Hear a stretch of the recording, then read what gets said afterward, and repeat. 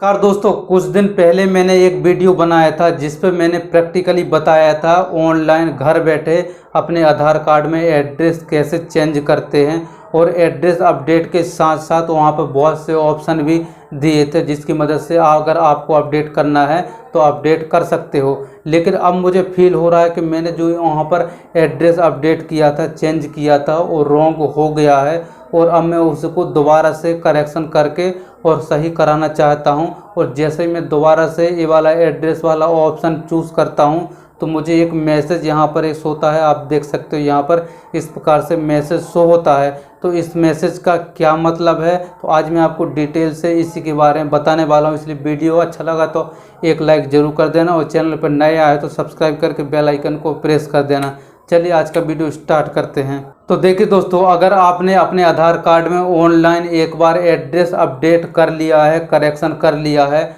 और आपकी जो पुरानी वाली प्रोसेस है अभी अंडर प्रोसेस चल रही है और अगर आपको एहसास हो रहा है कि यार मैंने तो उस दिन पे गलत एड्रेस फिल कर दिया था और अब मैं इसको दोबारा से करेक्शन करना चाहता हूँ, दोबारा से अपडेट करना चाहता हूं, और ऐसे में अगर आप दोबारा से एड्रेस वाला ऑप्शन चूज़ करोगे तो आपको वहां पर एरर आ जाएगा, इस प्रकार का मैसेज शो हो जाएगा। तो इस मैसेज का कहने का मतलब ये है कि आपकी जो पुरानी वाली प्रोसेस है अभी अंडर प्रोसेस चल रही है और अंडर प्रोसेस के साथ साथ आप इसको दोबारा से करेक्शन नहीं करा सकते। तो फाइनली इस मैसेज का कहने का मतलब ये है कि आपकी जो पुराने वाली प्रोसेस है उसको सक्सेसफुल कम्प्लीटली हो जाने दो, या फिर आपकी सक्सेसफुल कम्प्लीटली नहीं होती है और आपके जो भी डॉक्यूमेंट्स वहाँ पर आपने अपलोड किया था वो किसी भी रीजन से अगर आपका ये वाली प्रोसेस फेल हो जाती है और फेल होने के बाद आप इसको दोबारा से करेक्शन करा सकते हो।